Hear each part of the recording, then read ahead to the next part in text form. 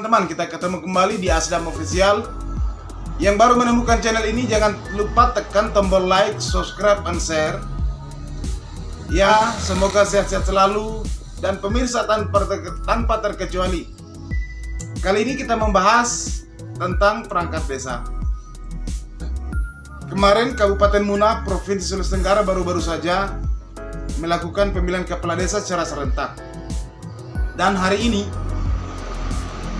kepala desa terpilih dihimbau untuk tidak mengganti perangkat desa apabila tidak sesuai dengan ketentuan peraturan perundang-undangan.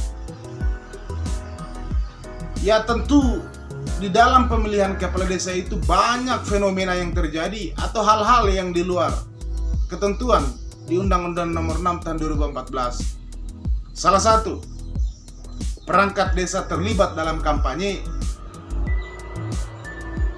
merugikan salah satu calon. Apalagi calon yang dirugikan itu dia terpilih, teman-teman. Ini yang harus menjadi pertimbangan. Ya baik teman-teman, kita berjumpa kembali di Asdam Official. Kali ini kita mau membahas tentang perangkat desa ya.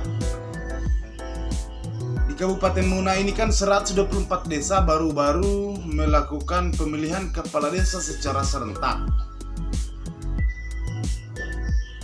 Namun, di dalam proses perjalanan tentu ada beberapa hal yang mengganjal. Di antaranya misalnya, ada beberapa perangkat desa yang terang-terangan menggunakan money politik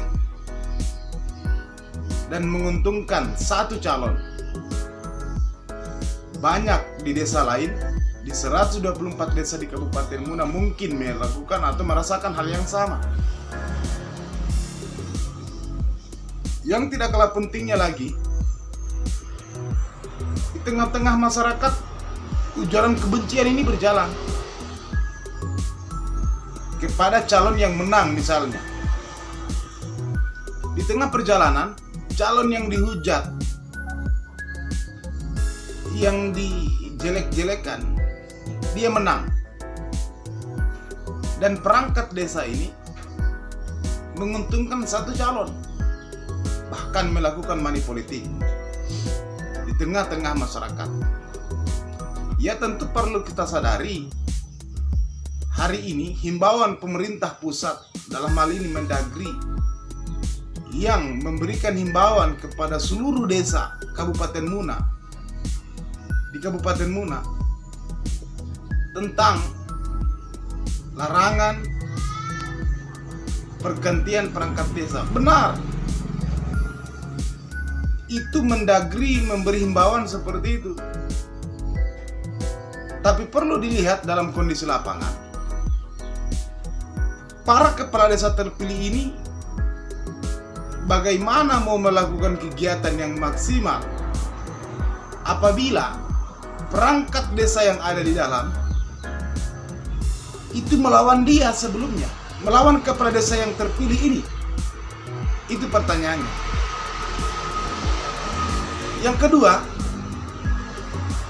apabila mereka duduk bersama-sama bicara tentang perasaan rasa dalam suatu pekerjaan, ya tentu kita tahu bersama bahwa kepala desa beserta jajarannya itu adalah satu kesatuan yang tidak dapat terpisahkan. Dalam hal ini kerja tim ya, penyusunan RPJM Des, musrembang dan lain sebagainya. Kepala desa tidak bisa bekerja sendiri, harus dibantu oleh perangkat. Nah, bagaimana caranya dapat mensukseskan kegiatan di desa apabila perangkatnya ini taruhlah semua melawan, atau perangkat desa ada yang melawan sebelum dia terpilih? Ini pesan saya kepada Mendagri, tolong juga dipertimbangkan hal seperti ini.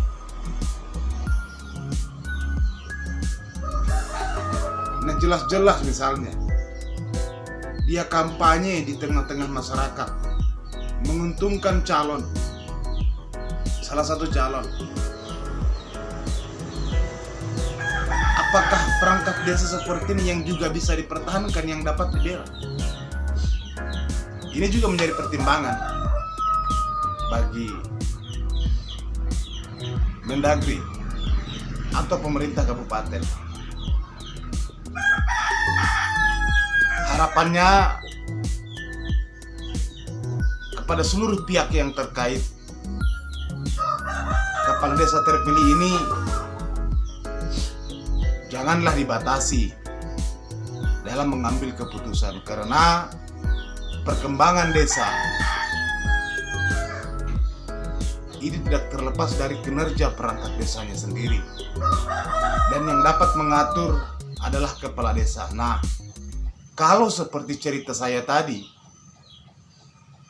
di dalam perhelatan pemilihan kepala desa ini, perangkat desanya itu menguntungkan satu pihak. Di sini masalahnya.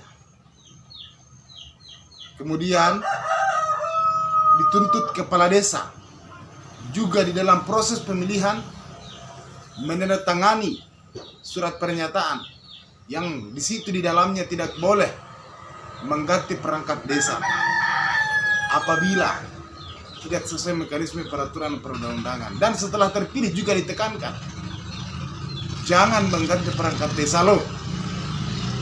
Bagaimana kita tidak mau mengganti perangkat desa apabila perangkat desa itu melawan? Ini yang menjadi pertimbangan berat.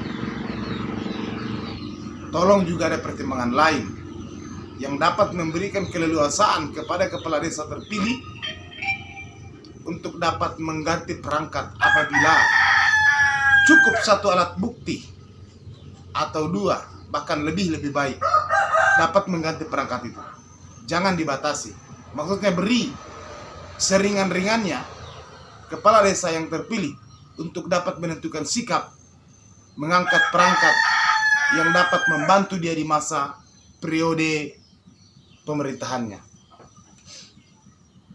Nah, jelas-jelas di Undang-Undang Nomor 6 Tahun 2014 tentang desa, di pasal 51 seperti ini bunyinya. 1. Merugikan kepentingan umum. 2. Membuat keputusan yang menguntungkan diri sendiri, anggota keluarga, pihak lain, dan atau golongan tertentu. 3. Menyalahgunakan kewenangan, tugas, hak, dan atau kewajibannya. Melakukan tindakan diskriminatif terhadap warga dan atau golongan masyarakat tertentu. Melakukan tindakan meresahkan kelompok masyarakat desa. Melakukan kolusi, korupsi, dan nepotisme. Menerima uang, barang, dan atau jasa dari pihak lain yang dapat mempengaruhi keputusan atau tindakan akan dilakukannya. Menjadi pengurus partai politik, menjadi anggota dan organisasi terlarang. Merangkap jabatan sebagai ketua dan anggota Dewan Permusyawaratan Desa, anggota Dewan Perwakilan Rakyat Republik Indonesia, Dewan Perwakilan Daerah Provinsi dan atau perwakilan rakyat daerah kabupaten kota, dan jabatan lain yang ditentukan dalam peraturan perundang-undangan. Kemudian ini tidak kalah penting, ikut serta dan atau terlibat dalam kampanye, pemilihan umum dan atau pemilihan kepala daerah, melanggar sumpah janji jabatan, dan meninggalkan tugas selama 60 hari kerja berturut-turut tanpa alasan yang jelas dan tidak dapat dipertanggungjawabkan. Di poin 10 ini juga menjadi perhatian tertentu. Ikut serta dan atau terlibat dalam kampanye, pemilihan umum dan atau pemilihan kepala daerah. Kenapa tidak disebut di sini pemilihan kepala desa? Ini juga harus menjadi pertimbangan, teman-teman. Jadi himbauan saya bagi kepala desa, khususnya di Kabupaten Muna, Provinsi Sulawesi Tenggara, jangan pernah kaku. Untuk sementara seperti itu, nanti kita lanjut di video berikutnya.